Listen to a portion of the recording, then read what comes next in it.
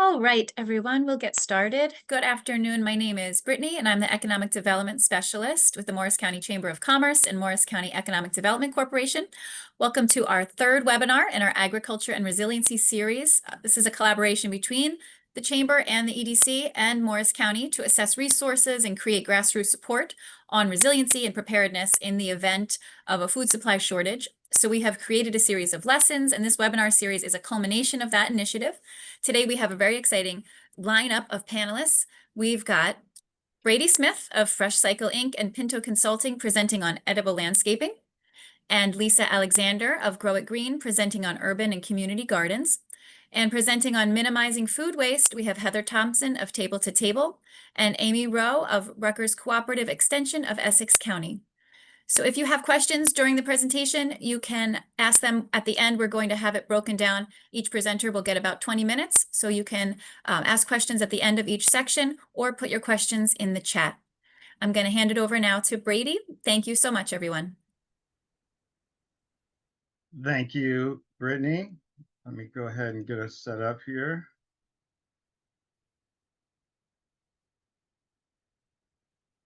All right. And again, thank you, Brittany, for having me here today.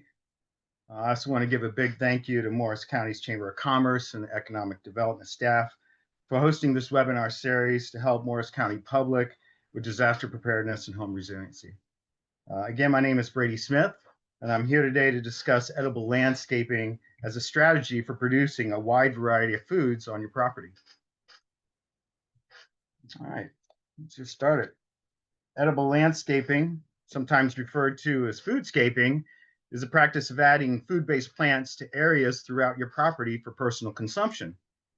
With that said, this isn't the most effective way to grow commercially, but it can be a great way to produce foods for your friends, family, and your greater community.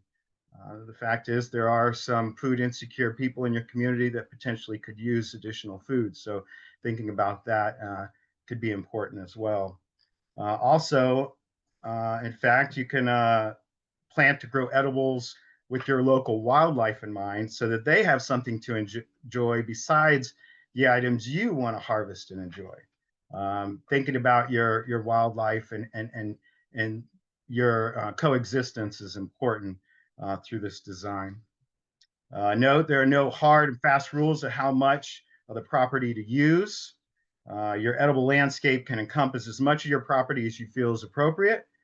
Keep in mind a variety of factors will come into play that will determine what areas are best suited, and we'll talk about that shortly.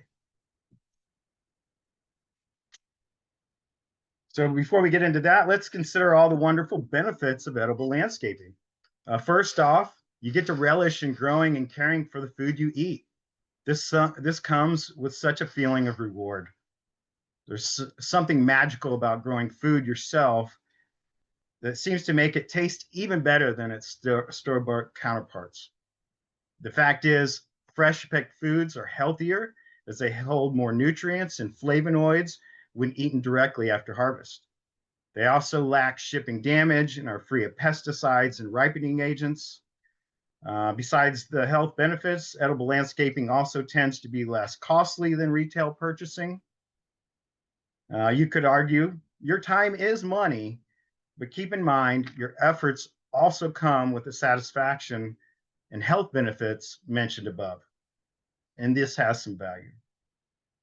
Another benefit comes to the environment as you're providing more species diversity, which helps pollinators and a wide variety of other organisms. Last, your decision to pursue edible landscaping will be a wonderful land use strategy that far outperforms any lawn or ornamental landscape with managing stormwater, insect control, and even nutrient cycling.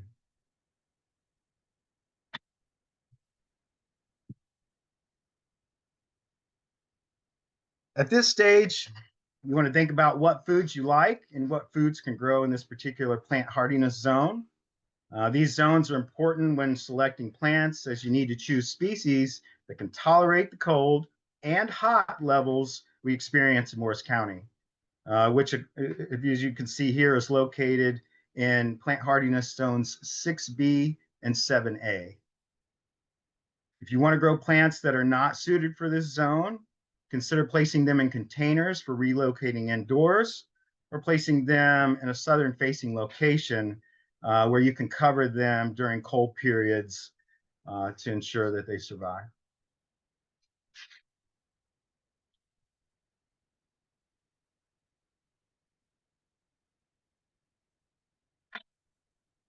You could choose from a large variety of edible plants, including fruit trees such as apple, cherry, pear, and others. Nut trees are also great additions, including hickory, chestnut, walnut, and others. Keep in mind, if you decide to plant walnut, think about where they'll go because they release a chemical that can be harmful to other plants. So consider that in the use of walnuts. Also, berries such as blueberry, blackberry, raspberry, and others are great additions. Rather than a traditional garden plot, you can incorporate vegetables and herbs throughout the landscape, taking into consideration companion planting and seasonal crop rotation, which I'll touch on in a minute. Some perennials can also be planted, including asparagus and rhubarb, horseradish, and others. There are even a number of edible flowers to consider, such as nasturtium, pansies, and marigolds, to name a few. Last, don't forget mushrooms.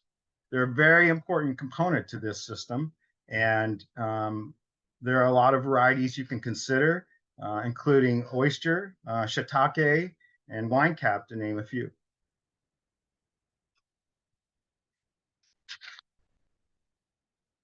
Now that you have an idea of what you want to plant, it's time to create a base map of your property that depicts a variety of site conditions. In this process, try to draw the property and details to scale or as close as possible without getting too technical. Be sure to notate the cardinal directions as it plays into light, wind, and precipitation exposure. Be sure to depict all structures and related components, such as utility lines and poles. Also, things like water spigots and other water sources. You may have an irrigation pond or something like that as well, so notate that. Also notate any irrigation zones if they're present. The direction and angle of the sun will also be important. So check out the SunCalc website to see the pathway of light throughout the year. This is an easy to use website. Just type in your address and it'll zoom into your space. And then you can notate particular times of year to see what the lighting is in that space.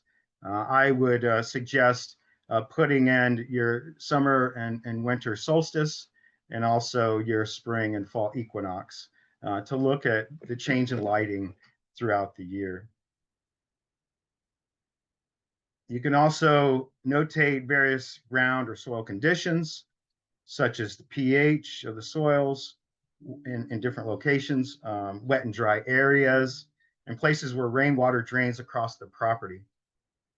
You also want to notate general wind direction, as wind can be very damaging to sensitive plants. Last, be sure to notate any other areas of concern, such as places where pesticides are a threat, areas of wetlands, and areas where deer or other nuisance animals tend to feed or graze. I'm going to give an example on my property. I have a property that butts up to a watershed where there's a lot of wildlife, including plenty of deer, possum, raccoon, squirrels galore, and even fox. So thinking about their impact on my space is important. And I took a strategy and planted a number of plum trees on the back of the property near the woodland and watershed area. I did this primarily because these animals love plums, and it will be a potential place that they can go to and enjoy foods rather than, again, some of the things I enjoy. I have enclosed them so that most of the fruit I can harvest, but I've also allowed for fruit to drop for their enjoyment as well. So thinking about that in your landscape can be real helpful, and you know, a great distraction for these animals that arguably can be persistent. Another thing to think about, of course, is things like deer fencing. We all know sometimes you just have to contain things you do not want to be fed on, and a deer fence is one way you can go about that. A deer fence needs to be 8 feet tall, arguably, to ensure they don't jump over it. In my yard, unfortunately, I have a traditional 4-foot fence, and there are occasions the deer will jump over, and we have to come up with novel ideas to thwart that. And it's easier potentially to build an 8-foot fence if you can. Here, of course, is just a simple example of a drawing of a base plan. It's taking into account the factors I just shared. And obviously consider using different colors for each factor. Otherwise, it can make the map seem a little busy. So if you see here, obviously they have the structures in blue, water issues on site in gray, weather factors in the orange, existing plants in green, and then of course thinking about maybe your neighboring conditions as well can play into that, and the people that surround you. So it doesn't have to be super technical, but again, capturing these facets of design will help ensure success. Before you get any actual planting scheme, find out if there are any restrictions or limitations to where or what you can plant on your property. If you live in a regulated neighborhood, check with your owners association about using edibles in the front yard. Some associations have rules prohibiting the use of edibles in the front yard, regardless of how they are planted. Many edibles, however, can be planted as ornamentals that just happen to have the side benefit of having edible parts. Fruit trees and berry shrubs are good examples of this. While you'll also want to check your local municipal ordinance for any restrictions or language relating to edible plantings in your particular municipal zone. Check your town's zoning map or contact the zoning officer to determine what zone you are located in, or to discuss your planning plan before advancing with something that may be restricted. This can potentially lead to fines and or removal of plantings, so don't skip this step.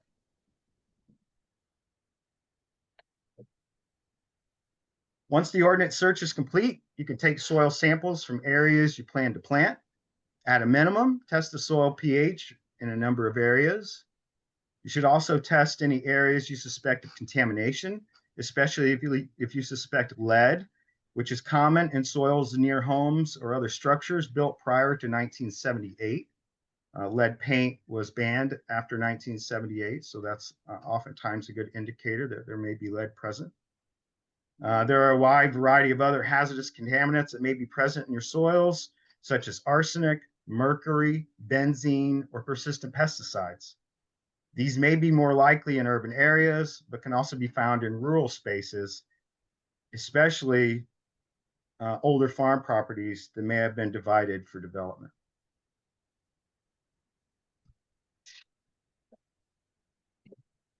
Okay, now that you have all this useful information, you can create an effective planning plan. What you see here is a highly diverse example where the entire property is utilized for edible landscaping. As you can see, they have the compass and scale, along with different zones, likely taking into account the lighting, soil conditions, winds, and all other factors I've just discussed. They even added contours to the site, which can be helpful with hydrology and plant placement. You can also see that they have incorporated bees and various livestock into the design, which you may decide to add as well. Obviously, this is a pretty complex design plan, utilizing nearly every portion of the property. Again, this is kind of the most extensive example, but again, it shows you the possibilities with edible landscaping, again, with proper permitting.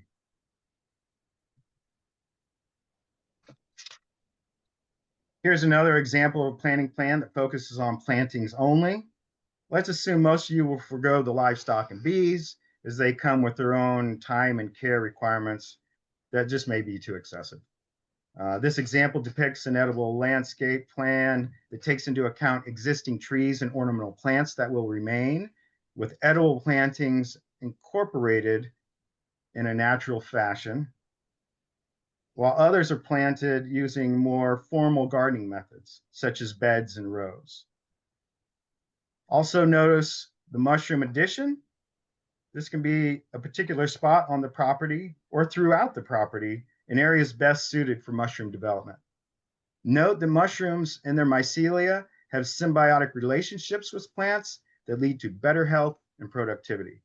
So if you can integrate mushrooms into it, it's a win-win for both you and the surrounding plantings.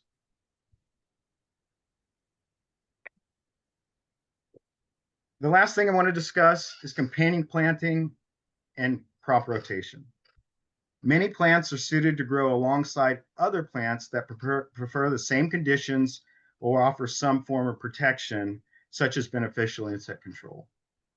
Be sure to group plants that are good companions and avoid mixing plants that are not suitable together.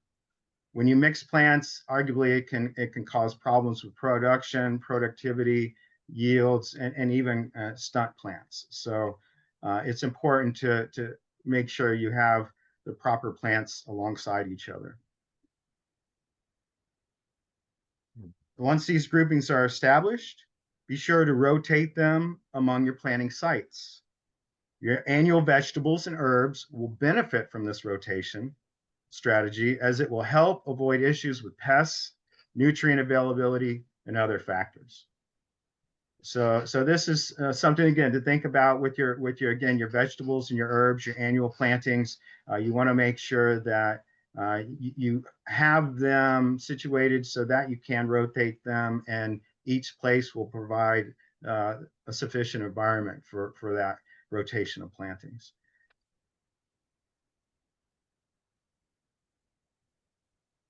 This concludes my presentation. I thank you for your time today, and I'm going to open up the floor to any questions that you may have. Are there any questions people have today? Brady, can I just ask a little bit more detail about the crop rotation? Because that's something, as I was just doing my my planting in my very small beds, Yes.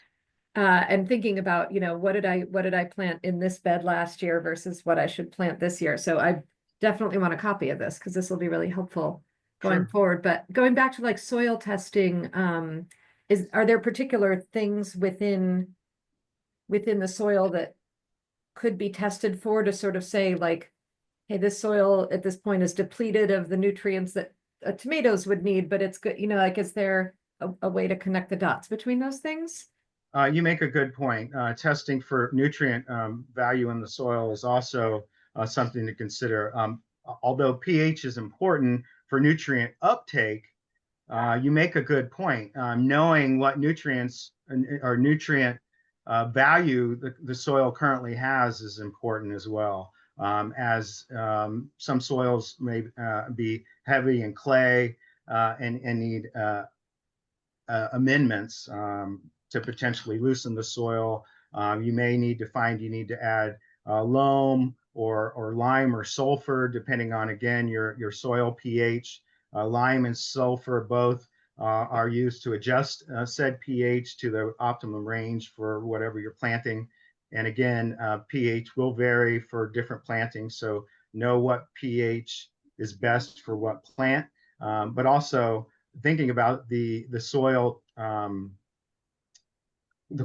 quality and what kind of nutrient value there is, especially your primary nutrients like nitrogen, phosphorus, and potash, and adding nutrients to that soil prior to planting beforehand. So you bring a really good point here.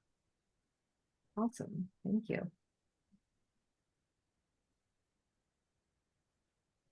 All right, any other questions before we move on to Lisa's presentation?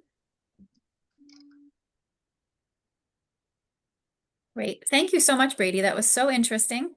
And I'll hand it over to Lisa. You can share your screen and take it away.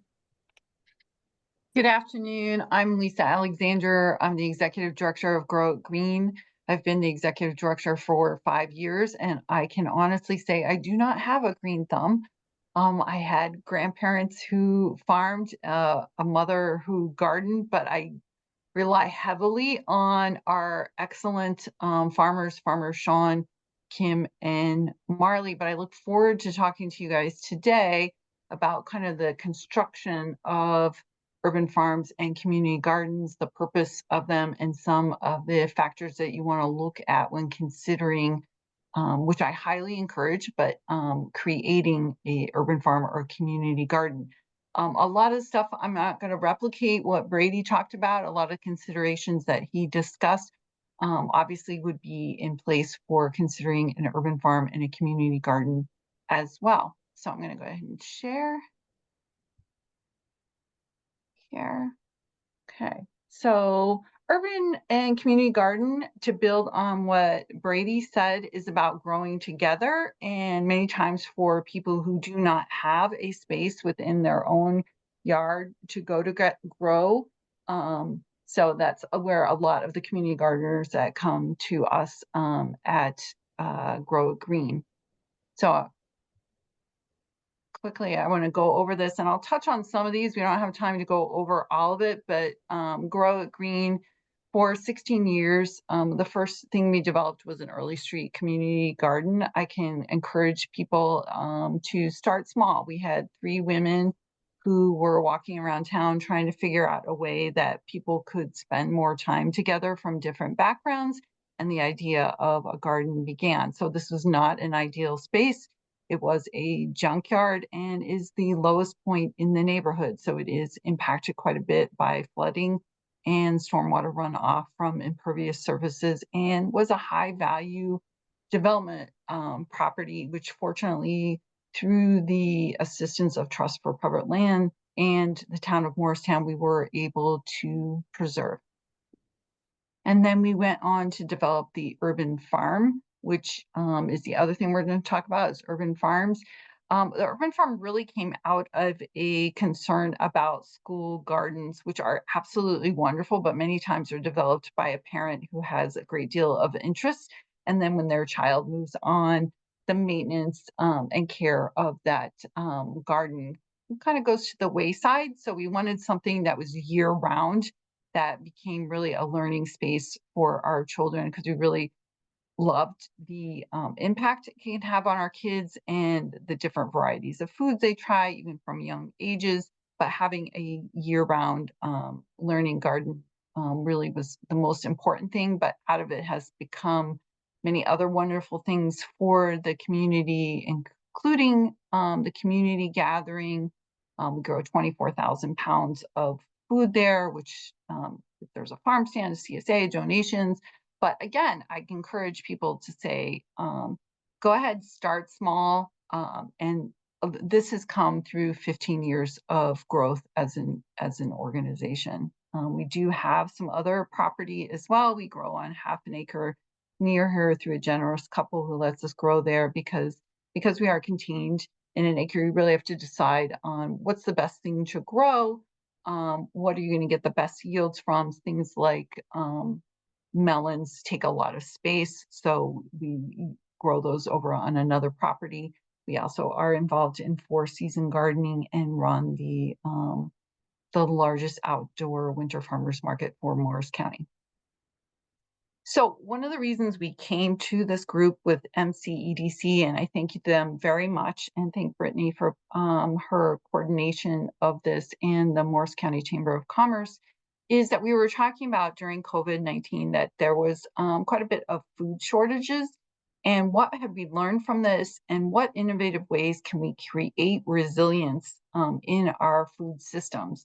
And we talked about converting unique green spaces to agriculture use, and knowing that this would require partnerships and an action plan that we could activate in the need for kind of a long-term solution to food shortages, and really drilling down on that we must grow food.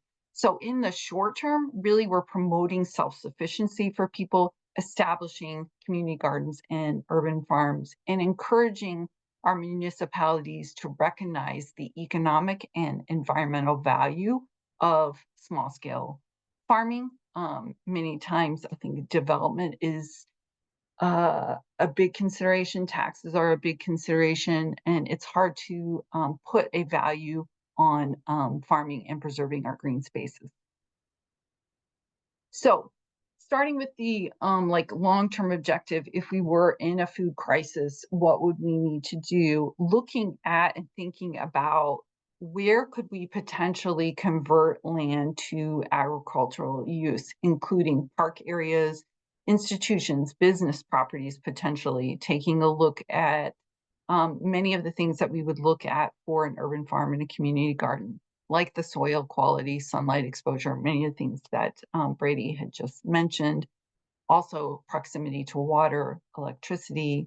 We would need to solicit local government and business support as well, because of ownership issues and permitting approvals, things like that. And develop a detailed plan, like what would be the best things for us to grow or raise? How would the land be prepared? Who would maintain it? Many times that's one of the biggest issues with urban farms and community gardens is the maintenance, not necessarily just the preparation of it. And what tools and resources would we need? And who has those resources available that we could make a phone call to? We talked about transportation, refrigeration, who would have fuel, who would have water that we could tap into. So we would need to support our local farms because we would want to keep that produce locally in order to feed the people in our communities.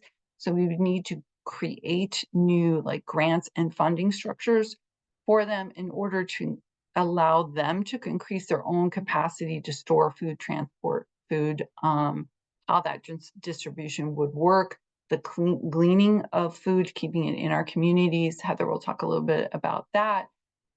We would definitely want to look at how do we minimize the environmental impact with these practices, and how do we activate people so that they can grow. Certainly we don't have a whole community of farmers that we could tap into. So how are we teaching our own residents, students, community members in order to grow the food we need? This requires kind of a change in mindset for us. It may create some stress for people. I know that we implemented a program during COVID because we were outside. We could get people together, and we had high school students in the environmental education program coming to the community garden for the first time, learning how to grow their own food. And I had a young lady tell me that she felt so empowered knowing that she could grow her own food because of her own stress in her own household about where are we going to get food. And we can grow our own food. There are logistical challenges, resource constraints. I encourage everyone who on this call today and who watches the video to complete the MCEDC survey, because we're trying to get an assessment of where do our resources already lie, and then we have a call list and reach out list immediately if something were to happen so that we could start activating a plan. And then in the community, we would want to make sure that we're incorporating our residents so that we get buy-in from them, support from them, and we certainly are looking for more innovative ideas as well to make this happen. In the short term, though, talking about urban and community gardens. So what are they? It's the ability to transform unused spaces into productive, beautiful areas and to grow food. Urban farming grows food in urban environments. I know in Morris County, we do not have any municipalities that are technically considered as cities. We certainly have many of them in New Jersey, but for us, it's more towns and townships, but still, same thing applies, suburban, urban, using available spaces to grow food And then community gardening, which is shared spaces where people grow foods, herbs, flowers in a communal plots or personal plots within the community garden.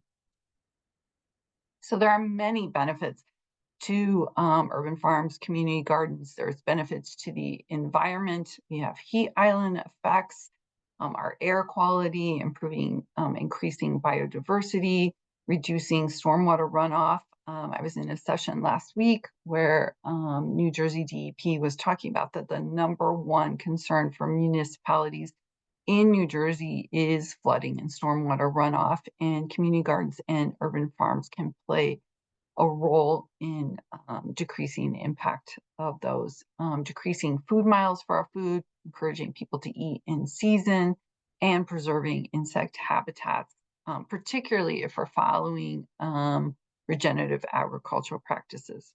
So there are also community benefits. We're getting together, we're strengthening our neighborhood bonds. During COVID, we developed a program with farm apprentices, and one of the things our apprentice said was that the urban farm was such an incredible place because he had never seen, he is a high school teacher, he said he'd never seen so many teens like putting down their phones and just engaging with other people. It provides educational opportunities. It also provides a place for cultural exchanges where people can share about the foods they eat, the traditions they have, potentially grow the foods that they're not able to get locally. And for this project, really to build resilience and food security in urban areas. The other benefits are you have more access to produce. It gets people outside, physical activity. We do have a mental health crisis, not only among adults, but among children, that these activities can assist with. People learn more about their food systems they eat in season, and potentially can giving them some savings on their own grocery bills as well.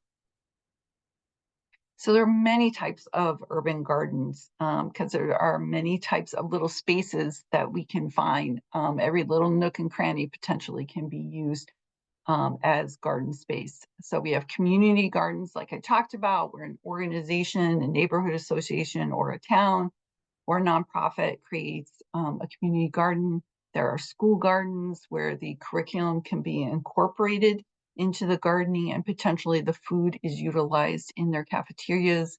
We have rooftop gardens, vertical gardens in really tiny spaces, and therapeutic gardens. I can tell you that Grow Green gave raised garden beds to Morristown Medical Center, and the nurses there were growing food in those bins, and they utilized some of the food for the cafeteria in the hospital.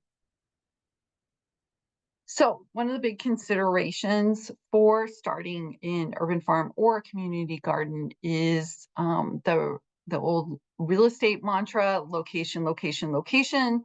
We certainly did not have ideal location when we started the early street community garden. As I said, it was like the lowest point in the neighborhood that probably made it a space that was less likely to be developed on, that made it available for us. So I don't want to scare you off from starting someplace, but you do want a place, particularly where you have sunlight for 6+ hours, some sort of access to water, considering the soil quality, community members can get to it, who owns the land, and it's much easier now than before to find out like what's the flood risk for that property.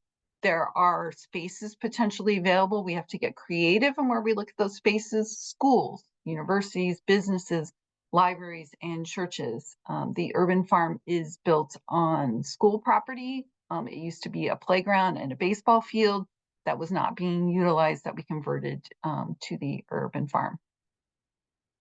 So in site selection, as Brady mentioned, we are also looking for potential contamination sources. You want to also contact your utility companies, call 811 before you dig anywhere, and you want to look at the history of the space, and particularly be mindful if you're building near high traffic zones like freeways where there could be particular impacts, environmental impacts that you want to be aware of. So other considerations are we building raised? Are we growing in the ground? Do we have residents that have particular physical challenges that we need to design the beds for them? I can tell you we are part of a community garden manager organization coordinated by Duke Farms, and there are all sorts of varieties. So there's many different ways that you can go. You want to look at the pathways. Obviously, you would like to be able to push a wheelbarrow down it. Are you going to have spaces for people to sit down, congregate? Where does your water come from? Where are you storing tools? When we first started Early Street, we had people bring in their own tools. Are you composting there? And do you have a donation place that you can put out on the street for people in your neighborhoods to pick up food? Because we certainly don't want to have any food waste. And do you have like a seed library potentially so that people can grow in their own homes? So you need an organization. We have to have some sort of governance structure about who owns the land, who manages it, who's responsible for the communications. We have rules and agreements. For Early Street, we only grow, we require everyone to follow organic gardening practices, and we only utilize native plants in the permaculture around the garden space. So how are you going to get members? How are the plots allocated? We have a wait list that we work off of. How are you going to fund it? And long-term, how are you going to fund it? Many times it's easier to find funding for building something, but moving on longer term, how are you going to sustain the growth of it? And how are you going to communicate to people? Starting with, how do you communicate to community members that you're even interested in doing something like this so you can get their buy-in, their ideas, and then moving on, like communicating with gardeners. So common challenges and solutions with developing farms and gardens are limited space, but there are many different options like we talked about: vertical growing, growing in containers, intensive planning like square foot growing, utilizing rooftops, rain gardens, even green streets, which are curb cut gardens, which you can see down in the corner there. Even those spaces can be utilized to grow sometimes herbs or even cut flowers for people. So you want to stay away from foyer raised gardens, container stakes. You want to make sure you don't use any pressure treated wood. Don't use used tires, single-use plastics. Many times things like these have been used in the past, but we have learned a lot more about what leaches, particularly when you're growing food. So if you have soil contamination, there are some solutions for it. Test before planting. Rutgers has an extensive website connection you can look at for their soil testing. I encourage you to go there. There are remediation techniques for the soil, using raised beds if the soil is contaminating and bringing in the soil, and container gardening. Some of the other challenges are water access. How can we get around that if you don't have a water source?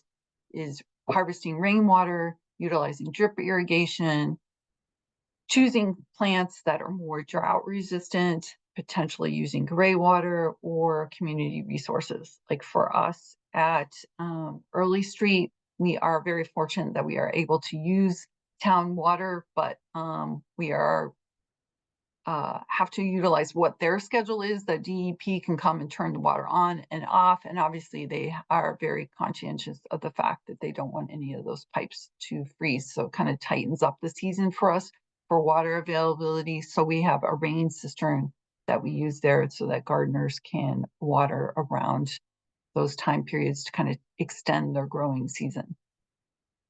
So some of the other challenges are, how do you get help for this? How do you engage the community? How do you get maintenance? So we encourage running community events, volunteer events, educational workshops, including the youth, the scouting programs, the schools, developing some sort of food donation program, and figuring out how you do intergenerational opportunities, which are really wonderful. Like at our Early Street Community Garden, matching up seniors with younger people to help with the maintenance.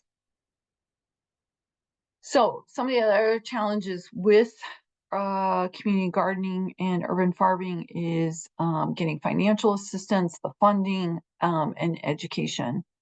So we encourage reaching out to your municipal environmental commissions, to the New Jersey Food Policy Council, and local botanical gardens and horticultural societies.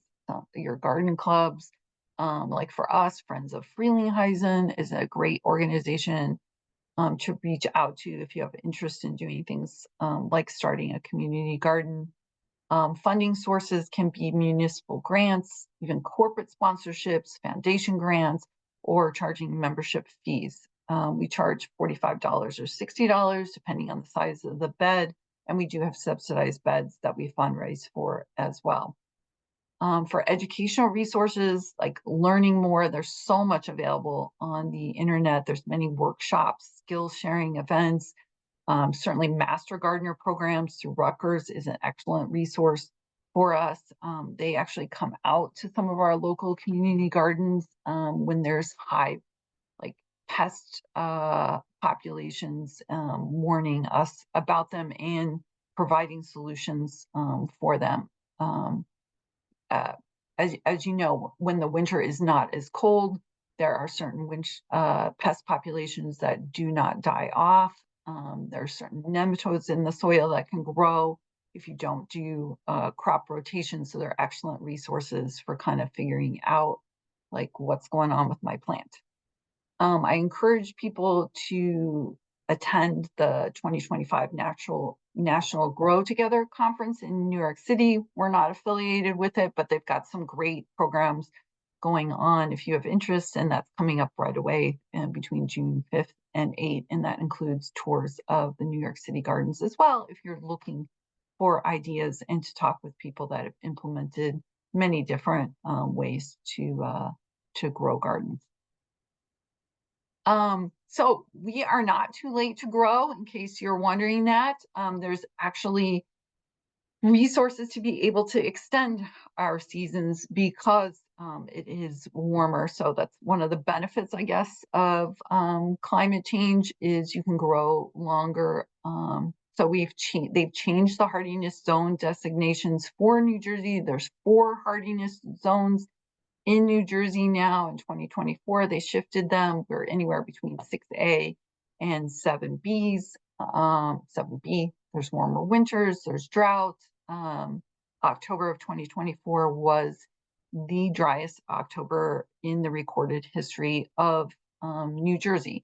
So it's very important to look at innovative solutions to counteract some of those things that are happening. I can tell you Farmer Sean is excellent. That's one of the most important things for community gardens and urban farms is that always being open to change, being innovative.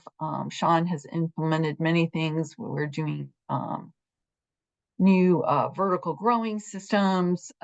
We have 5 high tunnels now. We're looking at ways to collect the water during the winter that come from the condensation on the sides of those high tunnels because we don't have a resource of water during the winter because all of our water is turned off because we don't want it to freeze the pipes.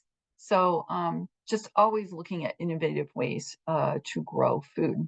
So early season, Farmer Sean warns that weed and pest management is really a priority, particularly with the warm weather, though today doesn't seem like so warm, I have to tell you, but it's coming.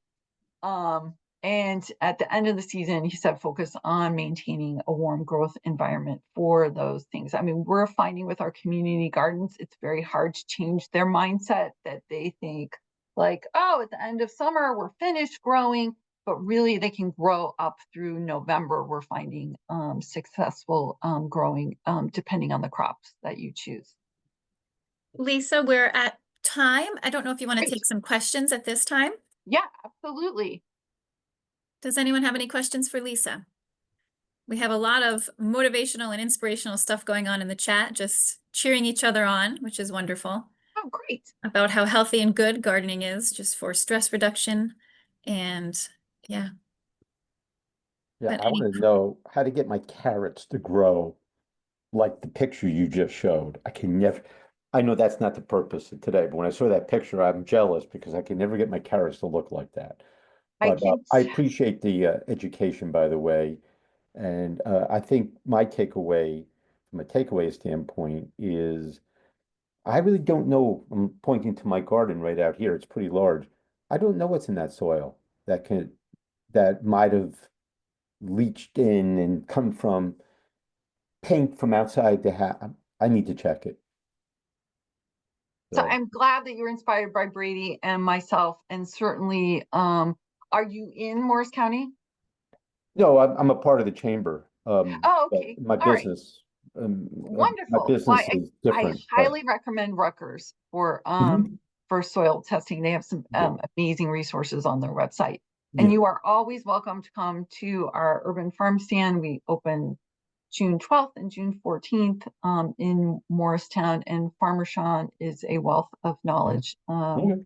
regarding growing everything. Like I said, I don't have a green thumb, so you don't want to ask me.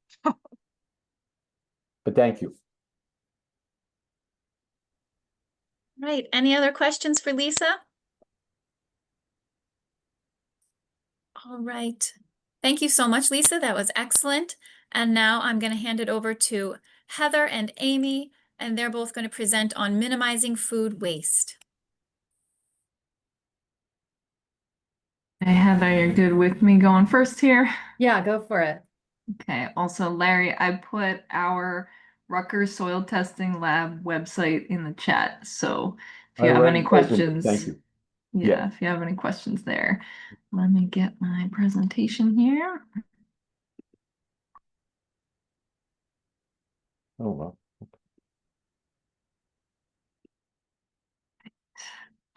Okay, so hi everybody. Thank you for these great presentations so far. I think this session is really informative. So I'm Amy Rowe. I am with Rutgers Cooperative Extension. We're the outreach arm of the university, which means that we are out in the community. We have offices in every county. And so as everyone's been saying, make sure you check in with your cooperative extension if you have questions about horticulture or gardening or soil testing or any of that, please go ahead and contact your Morris office. They are excellent and they're ready to support you. But today I'm going to talk about food waste. So we just heard so much about growing your own food and raising food in community gardens and urban farms. And so now we want to make sure that you're not wasting all of that precious, beautiful, amazing produce. So I'm going to dive right in here and just go over some basics of food waste and a little bit of environmental impacts and why we should care, and then we'll talk about what you can do at home to make sure that you're reducing your food waste. So in the United States, we have a very, very big food waste problem. So 30 to 40% of all food produced in the US is wasted. And that is not just throwing away 60 million tons of food, but that is throwing away a lot of money that is spent on all of that food. And so this comes out to about 20 pounds of food wasted by every single person in this country per month. And so we don't want that to happen. That is not just wasting the produce itself and all of those calories in our society that has a lot of food insecure people, but that's also all the water, all the energy, all of the fossil fuels used to generate that food. So we don't want to waste those resources. So as I was saying, this is equivalent to $218 billion of food wasted every year. And then on top of that, we have our landfill costs and disposing of that food. And Heather is going to talk about how we're going to avoid the landfill in a little bit, but we really want to reduce the amount of food waste that's going to the landfills. Not just because we don't want to waste all of that produce and all of our food. But we really want to avoid these very costly disposal costs and transportation.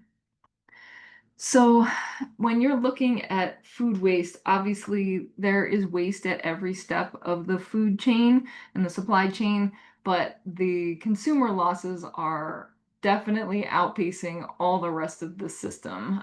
And so there are some losses on the farm. There's some loss during the processing and those kinds of things, but almost all of our food waste is happening at the consumer level, which is good because that means that all of you can help. But it's a major issue, and it's like I said, it's not just our food waste itself, but all of the other impacts as well. So we want to figure out how to approach this.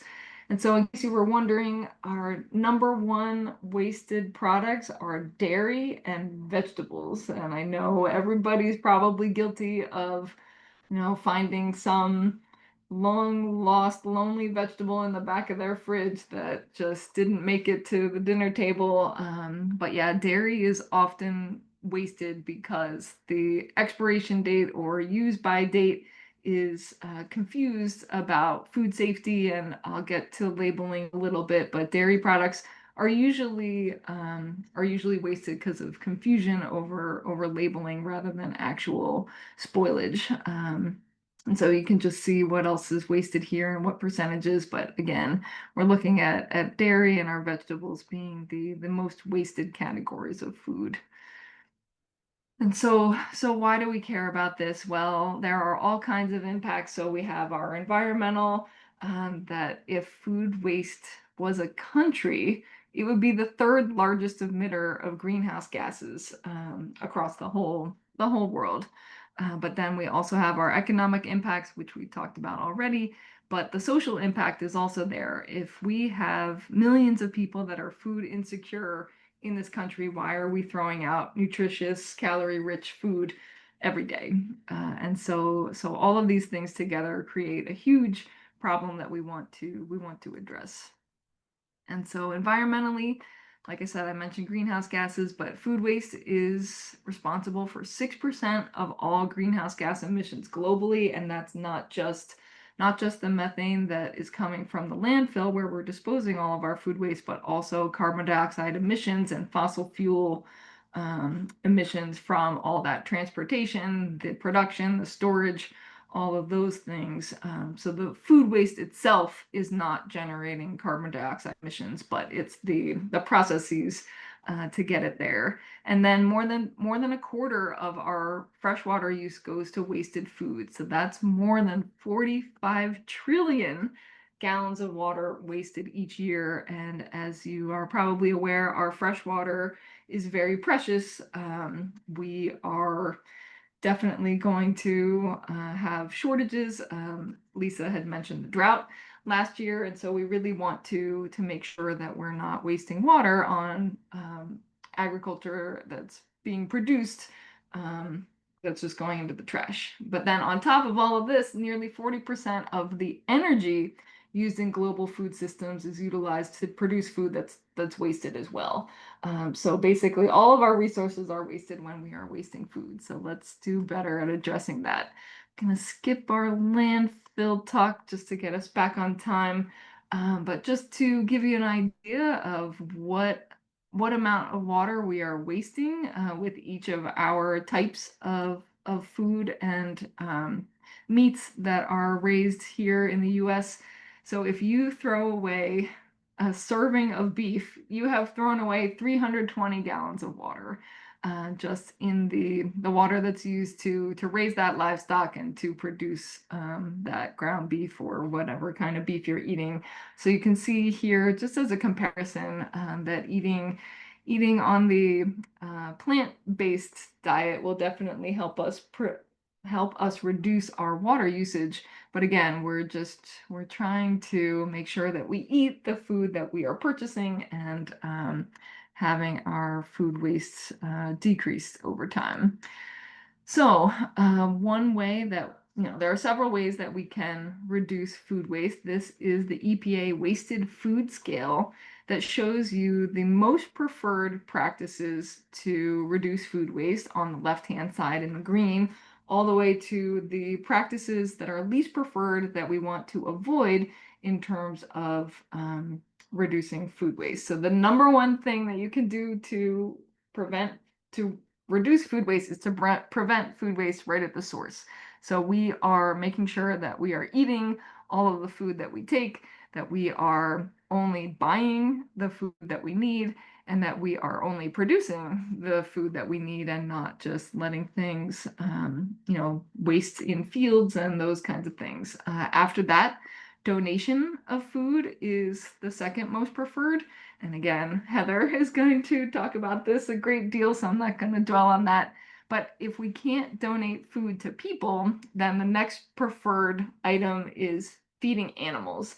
So if you have a nearby farm, or if you yourself raise chickens or some other livestock, they will gladly eat your food scraps and food waste.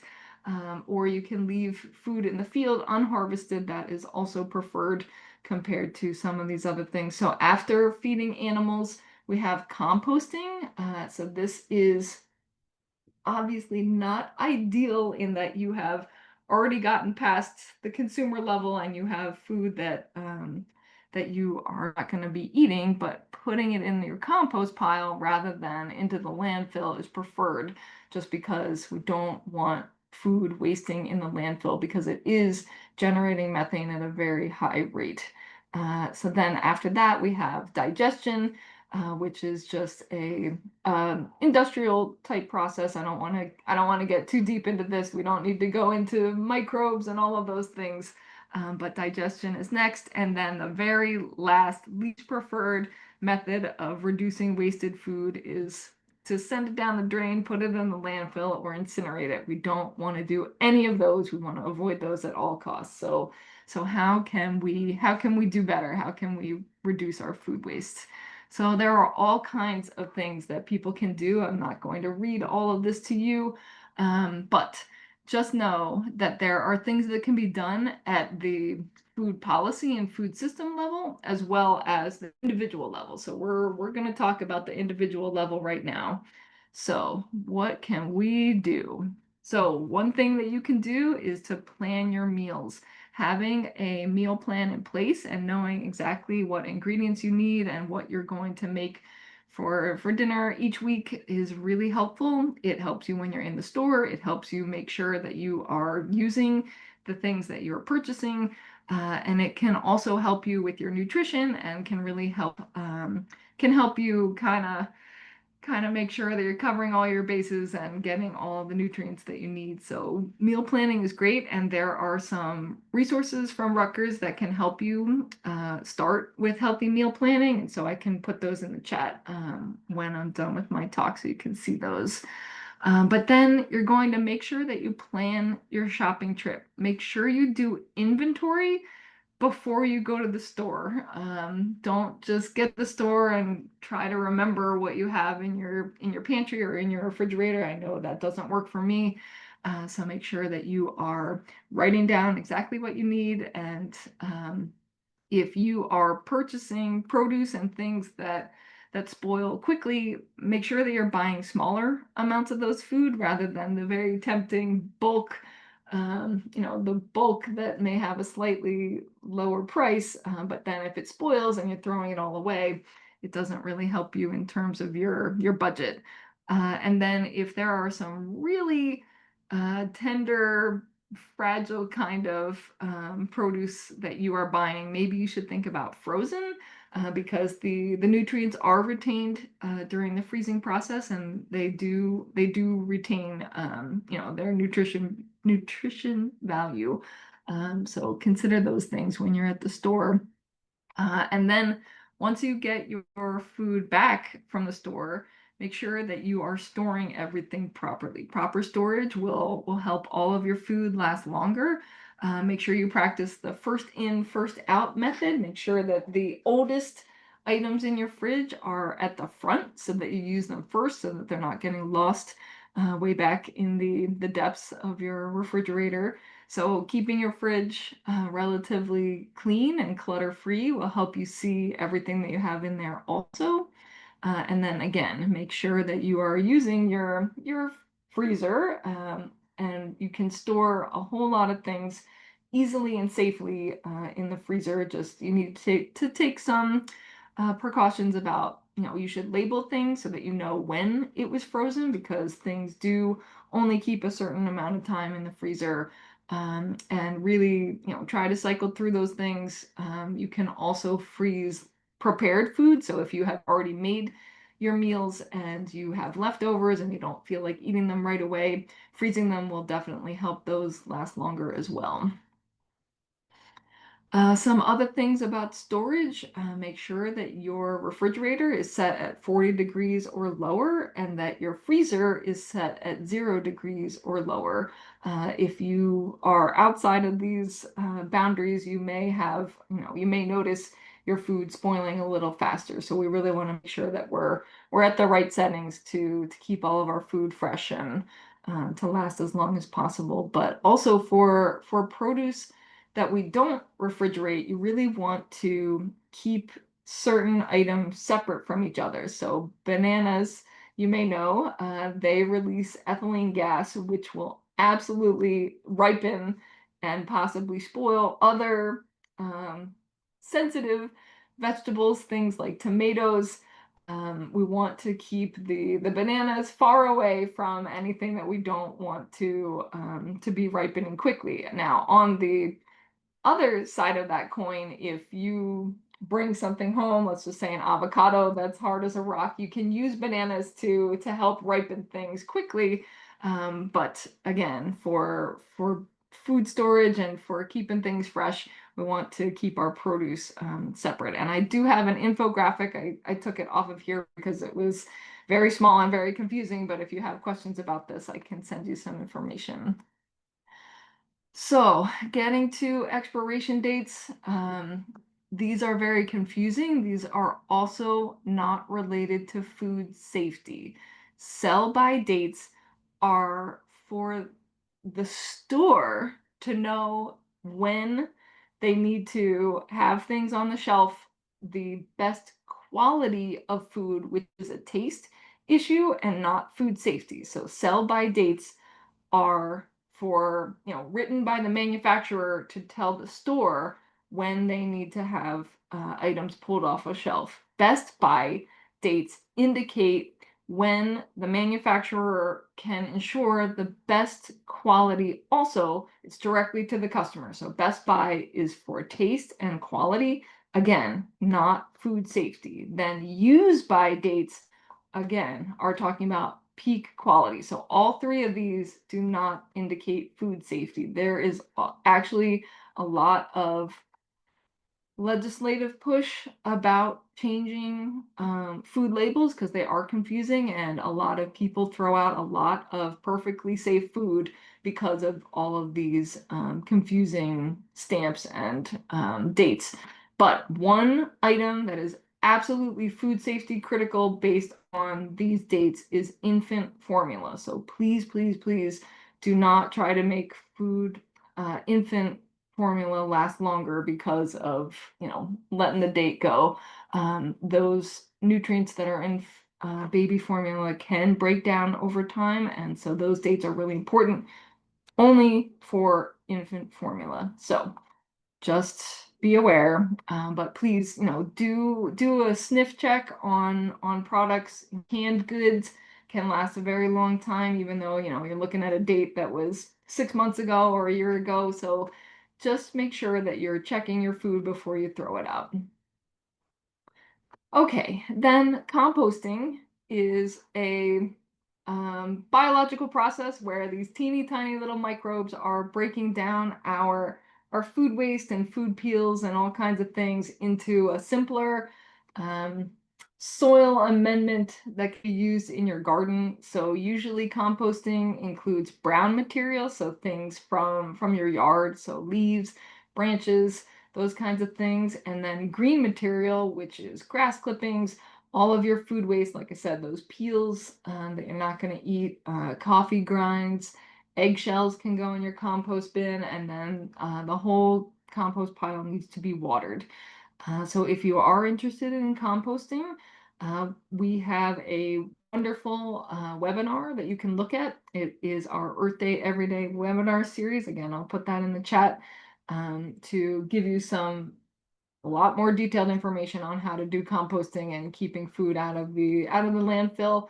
But if you are doing composting, excuse me, no food scraps that are meat or grease, because we do not want to attract the critters. We don't need mice, we don't need rats, we don't need raccoons or anything like that. So please don't put things in your compost that will attract those unwelcome visitors. So bottom line is that wasting food wastes everything. So we want to do better at making sure that we are using all of our resources wisely. So if you have any questions, here's my info. I was going very quickly so that we can stay on time. So if you have any questions, let me know. And yeah, I'll hand it over to Heather. Before we do that, does anybody have any specific questions for Amy? I don't see anything in the chat, so. All right, that was great. All right, Heather, thank you very much. Take it away. All right. Let me just get my screen open here. The presentation.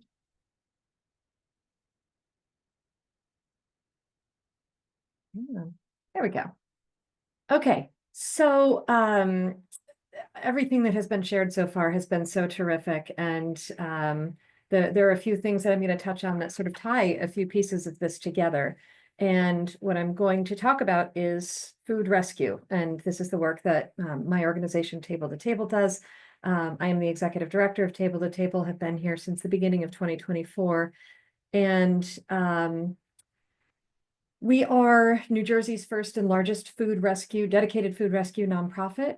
So I'll explain a little bit about our model and how we work, but then really talk about how members of the community can be part of this work to not only think about reducing food waste at home, but how you can be active in your community to encourage the reduction of food waste while also supporting our community. Because when we think about a resilient community, we need to be thinking not only of ourselves, but of our neighbors, right? And as Brady, I think, mentioned at the beginning, we have food insecurity, in all of our communities. We have neighbors who aren't sure how they're going to feed their families all month long, or how they're going to make it through, a month on a fixed income. So when we really think about what resilience and sustainability looks like in terms of a food system, we have to be thinking about our neighbors as well. So, coming back to some statistics that were shared about, how much food gets wasted, and this is sort of bringing it down to our state level, the New Jersey level, it is estimated that enough food for more than 3 billion meals is wasted each year just in New Jersey, while we have more than 1 million of our New Jersey neighbors facing food insecurity, including 270,000 children. So, that is an unacceptable equation if we're going to think about sustainable, resilient communities. We simply have to bridge the gap between those two numbers and those two issues, which is exactly what Table to Table exists to do. So we are a food rescue that is daily going out to pick up healthy, perishable food and ensuring that it reaches our neighbors who need it most while it is still fresh. So last year, we were able to rescue and deliver more than 23 million pounds of food. Now, we are primarily working at the higher up in the food supply chain. We're not rescuing from people's homes specifically, though I will talk a little bit about rescuing from home and community gardens, but we are rescuing from further up the food supply chain, from farms, from distributors and importers and food manufacturers, and from retail and restaurant and catering and cafeterias. So any place along that food supply chain is where we can intervene. And what we're looking to do is work with these food businesses to pick up that food that, is past its sell-by date, but is still good. And maybe it's, it's been frozen, but now they can't move it to market, or simply the surplus that didn't sell at market and now they need to clear the shelves for new inventory. Working with farms to take the leftover, the surplus that didn't sell. Working with caterers to take those extra trays of food that never made it out onto the buffets, things like that. So as you can see, we are highly focused on the perishable foods. Almost 60% of our total rescues last year were produce, which Amy pointed out. Fruits and vegetables are some of the most commonly discarded foods at every level of the supply chain. So this is how our model works. Last year, we worked with close to 400 different food donors, and we work in 5 counties in New Jersey: Morris, Essex, Passaic, Hudson, and Bergen. So we worked with close to 400 different types of food donors and over 300 different types of community partners. So we are picking up that food and getting it out to food pantries, shelters, community kitchens, senior centers, veterans programs, and we are that go-between. Different than a food bank, we are typically not, picking up and then storing and then inventorying and then redistributing or fulfilling orders. We are moving food from point A to point B almost always on the same day within a matter of hours at most. We have 6 refrigerated trucks that are out on the road every single weekday, picking up larger volumes of food and then delivering them directly to our network of agencies. And then we also mobilize individual volunteers using an app, which I will take you through a little bit, but using your own vehicles to go out and do smaller rescues from your local restaurants and catering halls and cafeterias and delis and markets. So our food donor partners, really any type of food business, and there's no amount too small, and I'll say there's no amount too large because we'll figure it out. We're we're a very nimble organization, and we do have a warehouse that we utilize when we do get a particularly large volume of food from a single donation. So I'll use as an example, last fall, I think we got 42 pallets of apples from a single farm, and that's not going out same day. So that is something that we would get into our warehouse and then sort of make a plan to distribute that over, probably took us about 10 days to 2 weeks to get all those apples back out into the community. But in the cases where it's,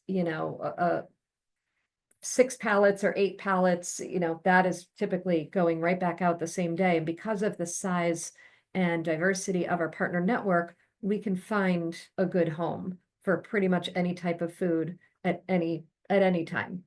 And Julie, my colleague who's on this webinar, she's our director of operations. She is one of the most creative, I will figure it out people I have ever met. So she's probably waving her fist at me right now, but she really is incredible. And okay, there we go. We got a heart emoji.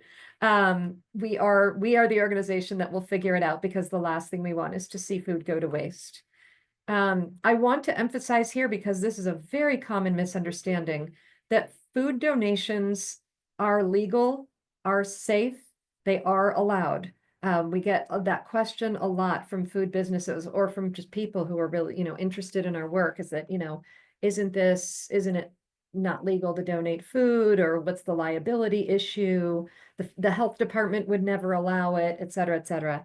It is legal, it is safe if food handling protocols have been followed, and it is protected from liability under federal and state law called the Bill Emerson Good Samaritan Act. Now, I'll just say quickly, the language in that act is a little bit vague.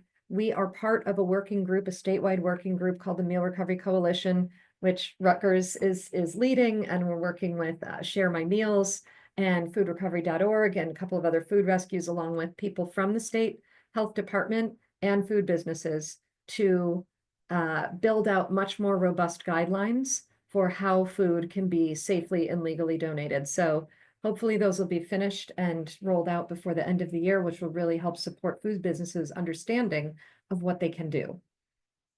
Our community partners, everything we do is for free. So we're not charging for this food. We're not charging, any sorts of fees or per pound or delivery fee or anything like that. So we're really supporting our community partners' ability to not just serve the community, but to direct their resources to other critical programs and services that they offer. We are careful to match the food to partner agencies based on a whole lot of different factors. So we're really trying to get the right foods to the right communities at the right times. Not always an easy feat, because food rescue can be very unpredictable. A lot of times we don't know what we're getting until it's in the truck. But again, we'll figure it out.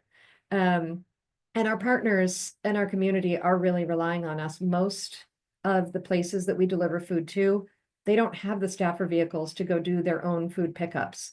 The vast majority of them have no food purchasing budget. So if they don't get food donated, they don't have a food distribution program. They simply can't get food to the community.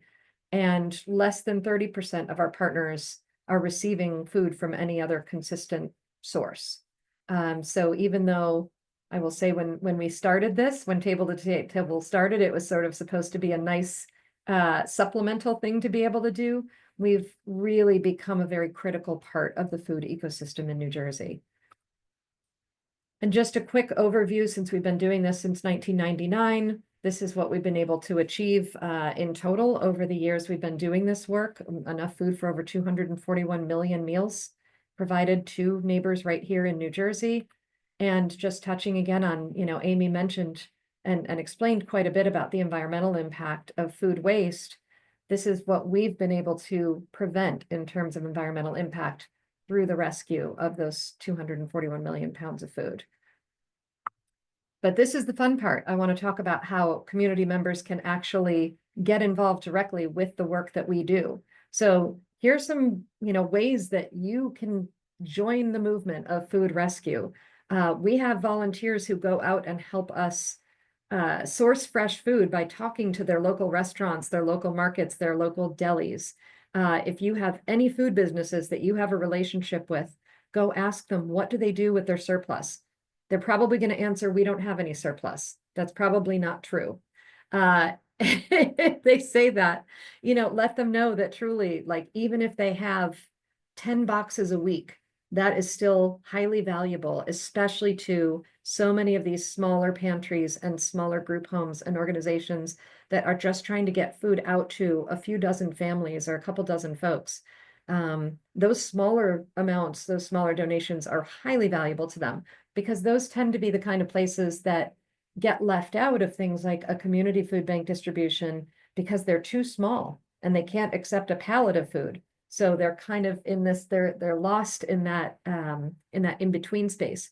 We support and are proud to support a lot of those smaller entities that aren't receiving any sort of regular donations. So with that, if you're involved with a local pantry or community agency that distributes food, introduce us, connect us to them. We may not be able to start supplying them food right away. It's always a balance between supply and demand, but we want to have as many of these relationships as possible so that when we do get a new food donor, or when we have a surplus from here that needs to be redirected somewhere else, we have a great network that we can go to and make sure that food reaches the community and does not end up in that landfill. If you have a home garden or a community garden plot, or if you're going to start one with the amazing lessons that Brady and Lisa provided, we would love to work with you. Organize with your neighbors, organize with your fellow plot holders in your community garden, and have designated harvest days where you put all of your surplus into boxes. You coordinate with us. We'll send out a volunteer using our app to pick it up, and we'll get it to a local organization. It takes the guesswork away from you of having to figure out who will accept this. Are they open? Who should I be calling? How do I coordinate this? Don't worry about it. Call us. We're your point organization. We will take care of everything else. If you work for a company that has a corporate cafeteria or hosts catered events, please talk with them about what happens to their surplus food. Connect them with us. Again, particularly with prepared foods, a lot of people misunderstand that you can donate prepared food if it's been maintained correctly. So if it's been out on a self-service buffet and it's been out all day and people have been touching it, then no, we cannot take it. But if it's trayed up and hasn't been served, or if it's been served by professionals who are trained in food safety handling and maintained at the proper temperature, that can be packed up and donated. And we can go through all of the details on that, and we can coordinate how and when to make that happen. Food donors do not have to be regulars. They do not have to commit to every week or every day or anything. Sometimes we get places call us once or twice a year. because they had a big party or they had an event that canceled last minute. They call us and they say, can you come get these 50 trays of food? And we will make it happen. And we don't even need that much notice. Some notice is great. The more notice we can get, the better. But we have absolutely responded to the, can you get here tomorrow morning calls. And we figure it out. Right, Julie? We figure it out. Local schools as well. We work with a number of schools to do rescues from their cafeterias. It's a program we call iRescue Lunch. It's a great way for students themselves to get involved, to understand that connection between food waste and food insecurity right in their own communities, and to take a leading role to actually take action. So we have a number of schools, great sort of case studies we can share of how schools and students partner with us to rescue the surplus from their cafeterias and get it out into their local communities. And I just want to quickly take everybody through the iRescue app, which is an amazing way to volunteer. This is something that we introduced in 2021, and it has amplified our work so much in so many ways. So anybody with a car and a driver's license can become a food rescue hero. You download our iRescue app. I've got the QR code on the next screen, and it essentially shows you. I see Brady's waving his phone. Yay, get ready, download it. It essentially almost functions like an Uber Eats or DoorDash, where volunteers can claim the rescues that work for your schedule, and all you have to do is follow the directions. We have already done all of the, we've already gathered all the details. We've already mapped where the food is going to go. Pretty much every rescue is within just a couple of miles. Each rescue should take less than an hour. And again, there's no obligation to do this every day or every week. You do it when it works for you. Last year alone, we had over 300 volunteers who used iRescue to rescue and deliver more than 1.8 million pounds of fresh food. So this app has become a very significant part of our impact in the community. And it allows us to work with those smaller food donors that are the amount of their donation wouldn't make sense for us to send a truck, but it's wonderful to be able to send a volunteer with a car and then to support the smaller agencies that can only take smaller amounts of food at a time. Here's the QR code to download this. As I said, it's really, really simple. We have rescues available in all 5 counties at all days and times, including weekends and evenings. So it's really flexible. You just claim and do the rescues that work for your particular schedule. And the app really takes all of the guesswork out of it. It is so very simple. This was the first thing I did when I got hired at Table to Table is, download this app and go run a rescue to see what it was like. And I was blown away by the actual simplicity of it. So I take no credit for it. I think Julie was really the champion that made this happen and got this up and running at Table to Table. So I just get to brag about her incredible work. And just a quick sort of few screenshots so you see how it works. So this is what the app looks like when you download it. You set up your account, you set what notifications you want, you set your mapping software. And once you set up your very simple volunteer profile, you're good to go. And each time you open the app, you're going to see this, where basically every one of those green dots, is sort of a region where there are rescues. And as you zoom in, you'll see each individual green dot. So you can look at it geographically, kind of, what's convenient to you in terms of your location, or you can switch to an itinerary view, a list view. These are repeating donations weekly, or you can look at the one times and it shows you that schedule. So you can pick ones that work for your schedule. You click on one, it gives you the details. See, it shows you exactly where you're picking up, where you're dropping off, what is the estimated amount and type of food that you'll be transporting.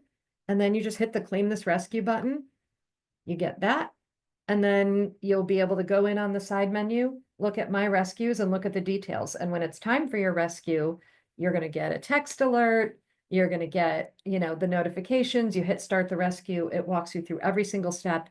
And there's a real live person, our amazing colleague Corinne, who is on call, monitoring every rescue, there to answer questions if you're running into a problem, there to check on you if the app shows that it's taking longer than expected to complete the rescue. She's going to check in on you. Hey, is everything okay? Did you make it to the destination? Because the final step in completing a rescue is having somebody at the partner agency sign off on it And that's how we know that it's been completed in a safe amount of time and that agency has received the food.